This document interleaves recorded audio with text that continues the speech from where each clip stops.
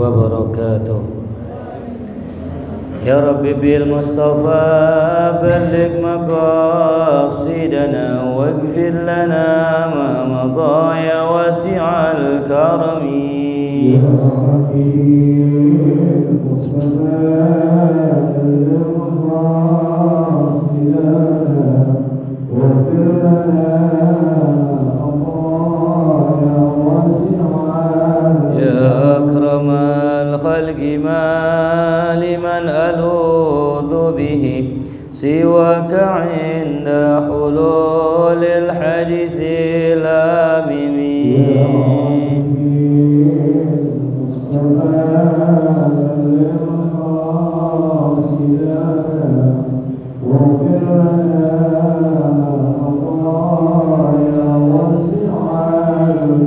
يا نفس لا تقنطي من ذلة عظمت إن الكبائر في الغفران كالأمم.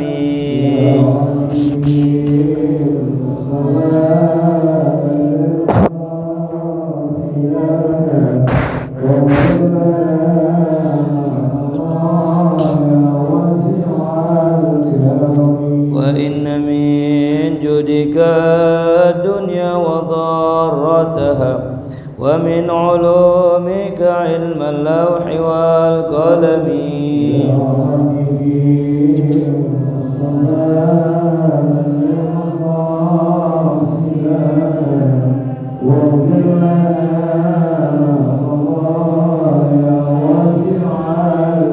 اللهم صل وسلم وبارك عليه وعلى آله. الفاتحة بنية الفتوح والمنو والرسوح وتوبة النسوح والصلاح الجسد والروح إلى حضرة النبي مصطفى رسول الله صلى الله عليه وسلم. وصم إلى شيخنا مؤلف هذا الكتاب الإمام ابن حجر العسقلاني. وصم إلى شارحه الشيخ مهاجرين البكاسي. وصم إلى شيخنا الحبيب علي بن عبد الرحمن الحبشي. وصم إلى الحبيب عبد الرحمن بن علي بن محمد الحبشي. وصم إلى محمد بن علي الحبشي وأصولهم وفروعهم من الله يتغشاهم برحمة ومغفرة وينفعنا بأسرارهم وأنوارهم وعلومهم ونفعاتهم في الدين والدنيا والآخرة. سر الفاتحة. أعوذ بالله من الشيطان الرجيم. بسم الله الرحمن الرحيم. الحمد لله رب العالمين الرحمن الرحيم مالك يوم الدين. إياك نعبد وإياك نستعين اهدنا الصراط المستقيم صراط الذين أنعمت عليهم غير المغضوب عليهم ولا الضالين آمين. Bismillah, alhamdulillah, wassalatu wassalamu ala sayyidina rasulillah sayyidina Muhammad ibn Abdillah wa ala alihi wa sahbihi wa man tabi'ahu wa walah wa la hawla wa la quwwata illa billah. Ma ba'du.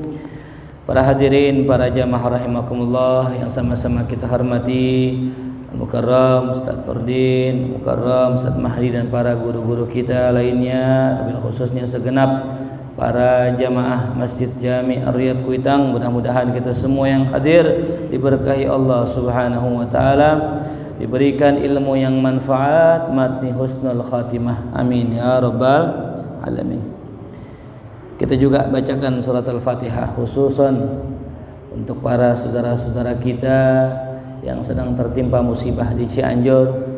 Kebetulan Al-Fagir baru saja pulang dari Cianjur, berangkat jam 2 malam, sampai sana jam 7 pagi, jam 9 sudah pulang, sampai Jakarta setengah 5. Belum istirahat langsung berangkat ke Kuitang. Ya alhamdulillah Allah kasih keselamatan. Cuman info saja, ya memang di sana itu saudara-saudara kita sangat membutuhkan bantuan kita. Karena saat ini di sana itu tidak ada listrik.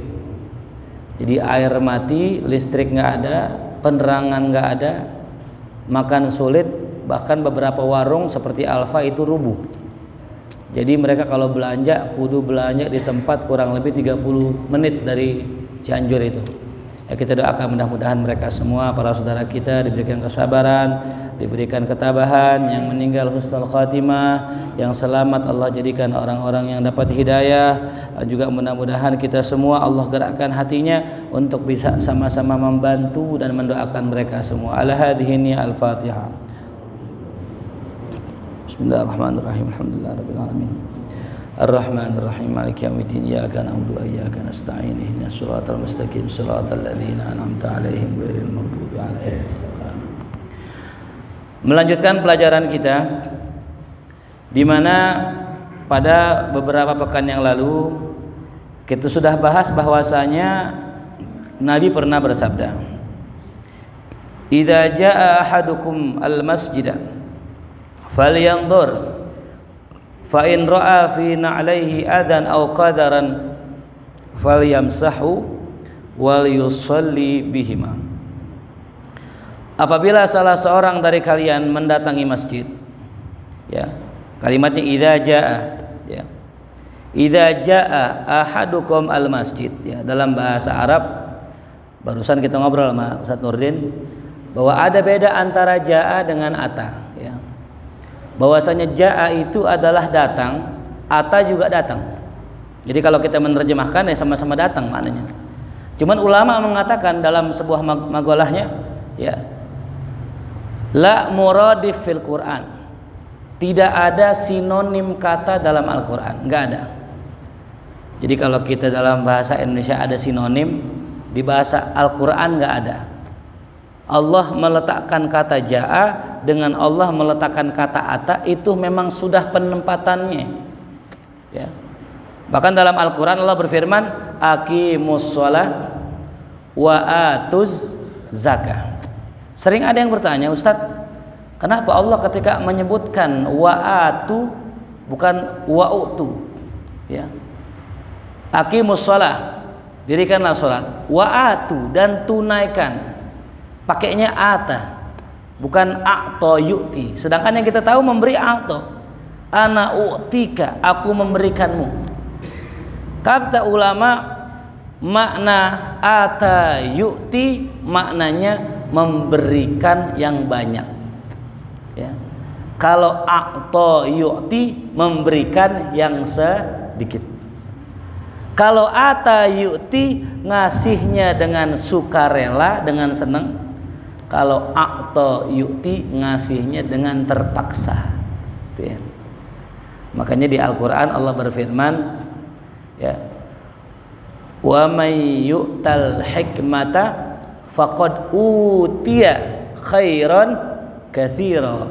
Siapa yang yu'ta, diberikan hikmah, pakainya ata yu'ti, ya, maka penggunaan itu enggak salah. Bermakna apa tadi? Memberi sesuatu yang banyak, yang besar. Wa man yu'tal hikmah, siapa yang diberikan, ya, yu'ta hikmah, faqad utiya khairan katsira. Itu luar biasanya Al-Quran. Makanya kebetulan saya fokus tuh dengan beberapa, ya, kosakata dalam Al-Quran. Memang nggak ada yang muradif. Jadi Allah ketika menempatkan kalimat jaa juga sama dengan ata. Jaa datang, ata datang. Man bedanya kalau jaa datang dengan sulit, kalau ata datang dengan mudah. Makanya ketika berbicara kalimat ata, Allah menggunakan ata amrullah, telah datang perkara dari Allah. Bagaimana kalau suatu perkara datang dari Allah? Mudah apa sulit? Mudah, nggak ada yang sulit buat Allah. Innama amruhu idza arada syai'an ayyaqula lahu kun fayakun. Mudah. Tapi ketika berbicara jaa, ya, idza jaa nasrullahi wal fath. Bagaimana datang kemenangan dari Allah? Apakah enggak pakai perjuangan? Pakai mujahadah, pakai. Bahkan perang enggak? Perang, datang pertolongan. Karena pakai jaa maka datangnya dengan usaha, dengan sulit. Dalam ayat yang lain, ja'al haq wa zahaqal batil innal batila kana zahuqa. Datang kebenaran, ya. Apabila datang kebenaran, bagaimana kebenaran datang? Apakah mudah? Enggak. Mujahadah. Bagaimana ulama itu mengorbankan dirinya, mengorbankan waktunya untuk i'la kalimatil haq. Jaa pakainya. Wa zahqal batil. Manakala kebenaran sudah, ya, datang dengan mujahadah, maka otomatis kemungkaran akan hilang. Innal batila kana zahuqa. Nah, ini sama Rasul katakan, ya, pakainya jaa. Idza jaa ahadukumul masjida. Kalau salah seorang dari kalian datang ke masjid. Bagaimana datang ke masjid? Mudah apa sulit? Sulit ya. Kenapa sulit? Lah buktinya rumah sebelah masjid nyampe nggak? Kagak. Anyer jauh Anyer, nyampe nggak? Nyampe. Naik gunung, Merbabu, Merapi, ya 1000 mdpl, naik nanjak capek bawa tas, nyampe gak? Nyampe. Manjat masjid Aryat cuman tangga cuman 3 biji, kagak nyampe. Berarti datang ke masjid sulit tuh, pakainya jaa. Ini Nabi subhanallah bahasa Arab tuh, masya Allah bahasa Arab. Makanya Allah sudah memang betul udah, ya.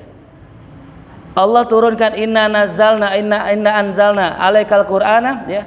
Sungguhnya kami turunkan Al-Qur'an dengan apa? Dengan bahasa Arab, ya. Jadi Al-Qur'an turun dengan bahasa Arab karena setiap kosakatanya memiliki makna yang beda-beda, gitu. Makanya ada seorang ulama mengarang kitab Tafsir wal Mufassirun. Tafsir wal Mufassirun itu tentang masalah kitab-kitab tafsir dan para penafsirnya. Tebal 3 jilid.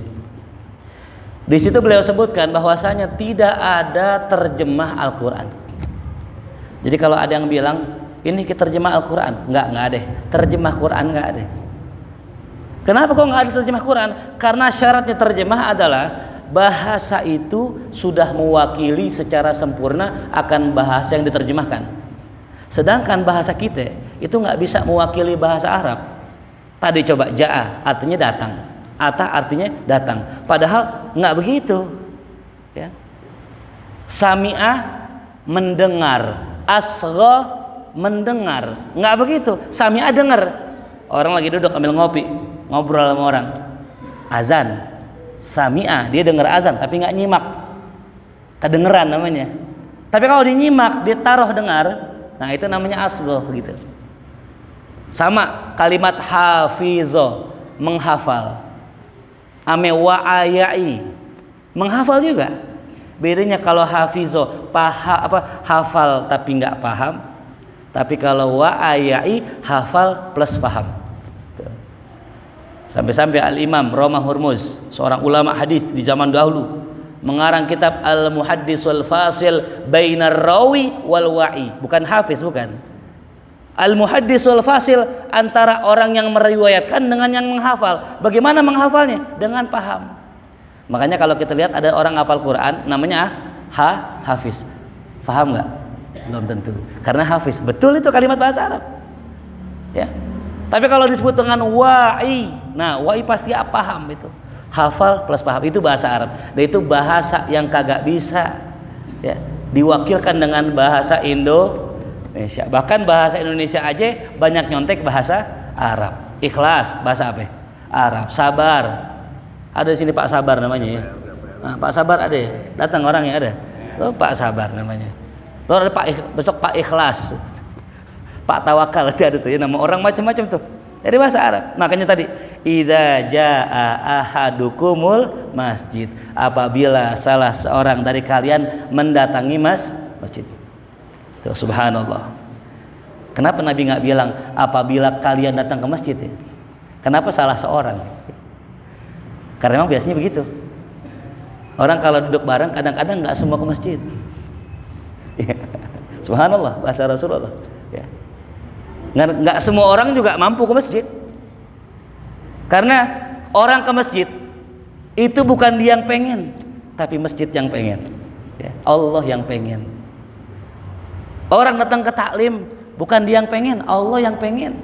Coba kita nih kalau pengen ke taklim, udah pengen nih, emang Allah belum pengen, tahu-tahu meriang. Tadi mungkin ada jamaah kita nih mungkin dari maghrib, sebelum maghrib udah rapi-rapi, udah siap-siap, pengen jalan sakit perut, mules, nggak jadi dah, di rumah aja kedengeran. Tuh, emang Allah yang belum pengen. Ya. Makanya beda antara sholat dengan majelis sama ngaji. Kalau orang sholat susah khusyuknya, kalau ngaji agak gampang khusyuknya, betul?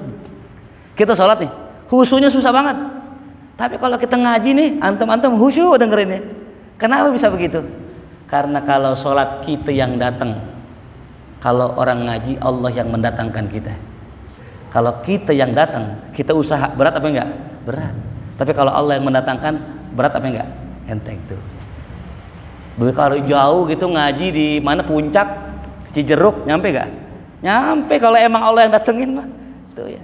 Makanya kembali lagi tadi, Al-Quran bahasa nggak bisa diterjemahkan. Maka terjemah yang sekarang, ya kalau kata ya Kiai Syukri Yaqub itu ya, namanya tafsir al-kira-kira, begitu namanya. Aneh masih ingat banget tuh ngaji sama beliau ya. Beliau selalu mengatakan itu tafsir al-kira-kira. Al-kira-kira. Oh kalau sini kira-kira kali ya. Kalau di kampung saya al-kira-kira. Makanya paling pas tuh yang kita pegang tuh mushaf yang ada artinya, namanya bukan terjemah tapi tafsir gitu. Tafsir apa? Tafsir depak. Nah itu kalau kita pegang nggak pakai wudu masih boleh tuh, karena huruf ya selain mushafnya lebih banyak daripada Qurannya gitu ya. Itu sekedar ilmu aja. Nah itu sudah kita bahas kemarin tuh ya. Nah sekarang kita bahas lagi hadis yang selanjutnya dari Abi Hurairah radhiyallahu anhu. Nah ini sebelum kita bahas hadis saya pengen cerita sedikit. Ada seorang ulama namanya Al-Imam Asy-Syaikh Yusuf An-Nabhani. Mungkin kita sering dengar namanya ya. Asy-Syaikh Yusuf An-Nabhani. Beliau sezaman dengan Al-Habib Ali bin Muhammad bin Husain Al-Habsyi. Sampai Syekh Yusuf An-Nabhani ini muhibbin Habib Ali. Muhibbin termasuk. Saking cintanya dengan Habib Ali, beliau masukkan Habib Ali, pengarang Simtud Durar, ke dalam bukunya yang bernama Jami' Karamatil Aulia, kumpulan tentang keramat para aulia. Nah, termasuk ada keramatnya Habib Ali Simtud Durar gitu. Nah ini beliau juga menceritakan nih Syekh Yusuf An-Nabhani dalam bab yang awal-awal tentang karomahnya Abu Hurairah ya. Kita kalau ngedenger sahabat kayaknya keramatnya dikit dah kayaknya ya gitu. Ada pertanyaan gitu, Ustadz kok sahabat karomahnya kok nggak banyak sih, nggak kayak Syekh Abdul Qadir Jailani. Saya kebetulan ngumpulin nukil kisah-kisah para ulama, mudah-mudahan bukunya jadi. Udah selesai sih, tinggal dikoreksi doang. Itu kita ngumpulin kisah Syekh Abdul Qadir Jailani itu 50-an lebih tentang karomah beliau. Tapi kalau kita ceritakan tentang karomah Abu Hurairah dikit karomahnya. Kenapa kok sahabat karomahnya dikit-dikit? Kok para wali, Syekh Abdul Qadir, Syekh Abdul Hasan Sazili karomahnya banyak? Kata seorang ulama dalam kitab Jami'ul Usul fil Auliya, dikatakan para sahabat mereka orang yang sangat yakin dengan Allah. Karena sudah sangat yakinnya nggak perlu lagi karomah. Udah yakin sama Allah. Kan kadang-kadang gitu ya, kita nih kadang-kadang ragu, makanya minta dibuktiin. Ya, sebagaimana kaum Hawari, muridnya Nabi Isa, sempat ragu. Makanya ngetes. Wahai guru, bisa nggak engkau turunkan makanan hidangan dari langit? Ya. Akhirnya apa? Nabi Isa minta, ya Allah turunkanlah hidangan dari langit. Turun dari langit. Baru mereka yakin tuh gitu. Ya. Nah ini sahabat nggak perlu itu. Mereka sudah disinari hatinya dengan keimanan kepada Allah dan Rasulullah, maka nggak butuh karomah. Walaupun ada, cuman nggak banyak diceritakan gitu. Nah makanya termasuk Abu Hurairah. Suatu hari ya, ini upaya orang orientalis pengen menghancurkan Islam lewat Abu Hurairah. Karena memang kita nggak pungkiri Abu Hurairah walaupun cuma 3 tahun belajar sama Nabi, tapi orang yang paling banyak hafal omongan Nabi beliau ya.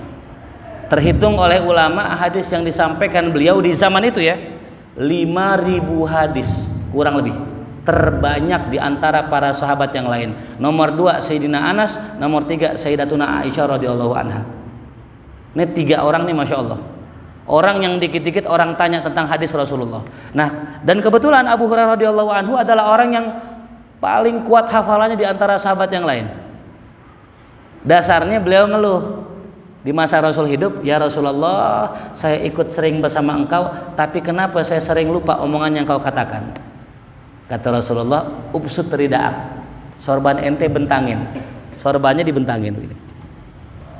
Rasul berdoa, sekarang peluk tuh sorban, dipeluk sorban. Setelah dipeluk, kata Abu Hurairah, sejak saat itu saya nggak pernah lupa apa yang dikatakan oleh Rasulullah. Tuh. Itu karomah. Karomah. Apa karomahnya Abu Hurairah? hafalan yang kuat, itu karomah ya. Jadi jangan pernah menyerah. Kita mungkin terlahir dalam kondisi orang yang hafalannya lemah, tapi bisa jadi Allah merubah keadaan kita dengan sebab keberkahan kita khidmah sama orang alim ya. Bisa didoain dan sebagainya itu. Sampai ini dia yang tadi saya katakan, orang orientalis, para penghancur Islam itu pengen ngancurin Islam lihat Abu Hurairah. Kenapa? Karena stok hadis terbanyak yang tadi saya katakan itu dari Abu Hurairah. Kalau Abu Hurairah ini dinyatakan sebagai tokoh fiktif, sebagaimana ada salah seorang ustadz ya, doktor yang sempat viral waktu itu mengatakan ada kemungkinan Abu Hurairah tokoh fiktif, katanya begitu. Dan luar biasa ini. Jadi upaya orientalis ngancurin Islam lewat Abu Hurairah. Karena memang kalau kita baca hadis beliau banyak banget ini. Makanya beliau ini pengen dijelekin, dan setiap zaman itu ada orang yang pengen jelekin beliau. Sampai suatu hari kata Syekh Yusuf An-Nabahani, ada sebuah majelis, Majlisul Ulama. Ya kalau sekarang jarang. Kalau sekarang majelisnya maulid ya. Kalau dulu majelisnya munadharah, berdebat. Majelisnya adu dalil, adu argumen. Nah, salah seorang berkata, qala Abu Hurairah. Ada yang nyeletuk. Wah, apaan tuh Abu Hurairah? Hadisnya lemah, dijelekin, dikata-katain di majelis. Subhanallah, namanya orang soleh, namanya sahabat Rasulullah, orang pilihan Allah. Belum kelar tuh orang ngomong jelekin Abu Hurairah, ada seekor ular jatuh dari langit.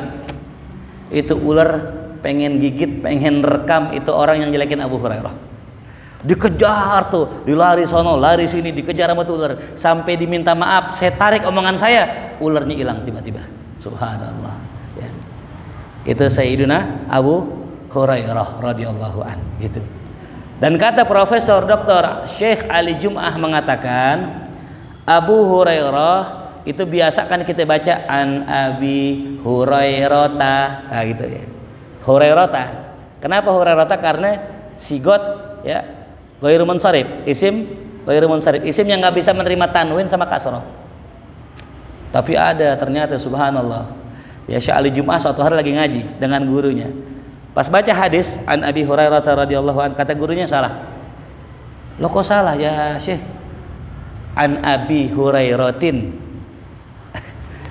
Beliau cerita dengan nada yang kaget. Selama ini saya ngaji an Abi Hurairah, nggak pernah an Abi Hurairatin. Lantas kata gurunya, saya dapat hadis itu dari guru saya, gurunya guru saya membaca an Abi Hurairatin. Coba silakan buka kitab karangan Imam As-Suyuti, seorang alim besar, pengarang kitab banyak, kurang lebih kitabnya hampir mencapai 1000 kitab. Beliau menulis satu buku risalah namanya Izahatul Hayrah fi Sorfi Abi Hurairah. Nama kitabnya apa? Izahatul Hayrah fi Sorfi Abi Hurairah. Itu satu kitab Pak. Itu cuman pengen membuktikan bahwasanya Abu Hurairah boleh dibaca Abu Hurairatin, begitu doang. Ulama tuh cuman pengen membuktikan boleh dibaca Abu Hurairatin, dia ngarang kitab. Insyaallah ya. Ulama tuh begitu tuh, disalahin dibalas pakai kitab. Kalau kita sekarang disalahin diomelin. Ya. Kalau orang dulu masya Allah, ada seorang ulama nahu di Al Azhar. Ini saya punya guru cerita. Dia tulis tuh kalimat anna, kan ada inna, ada anna, kan gitu ya. Beda tuh inna sama anna. Kalau inna sesungguhnya, kalau anna bahwasanya, sama-sama taukid tapi perletakannya beda.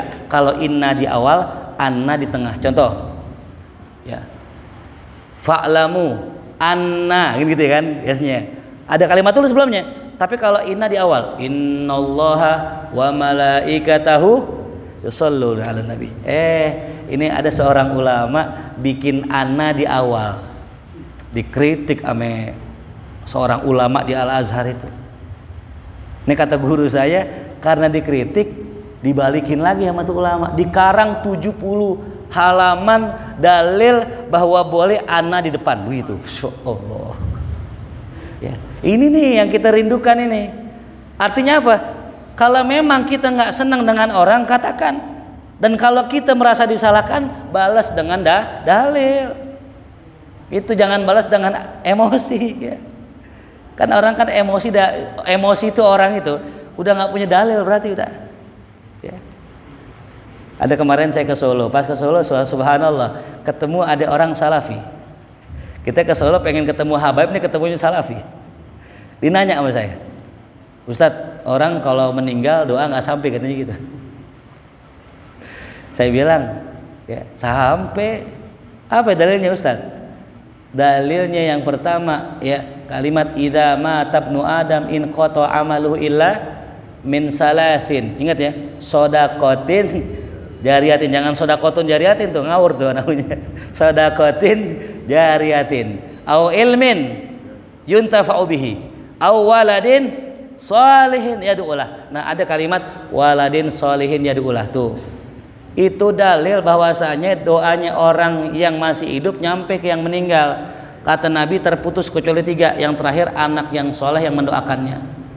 Gitu. Dibalas begini. Itu kan anaknya Ustadz. Jadi kalau yang doain anaknya sampai, kalau orang lain nggak sampai. Waduh. Ini sejak kapan ini? Ya ada orang jadi ya begini nih ya.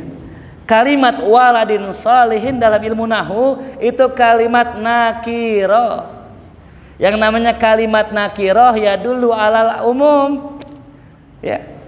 Menunjukkan apa? Umum. Anak yang soleh, anak siapa? Ya anak siapa aja.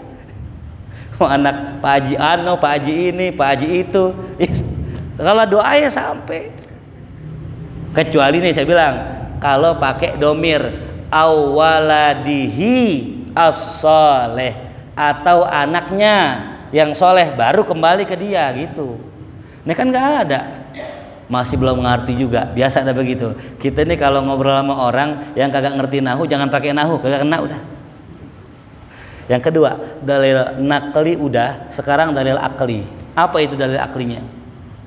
Saya tanya orang kalau Rasulullah di zaman Rasul, kalau ada orang meninggal disolatin nggak sama Rasul? Disolatin. Terus sholat baca apaan? Allahumma gfir lahu. Apa artinya? Ya Allah ampunin dia. Rasul baca nggak? Baca. Nah sampai nggak tuh? Sampai. Kalau nggak sampai ngapain dibaca? Kan begitu.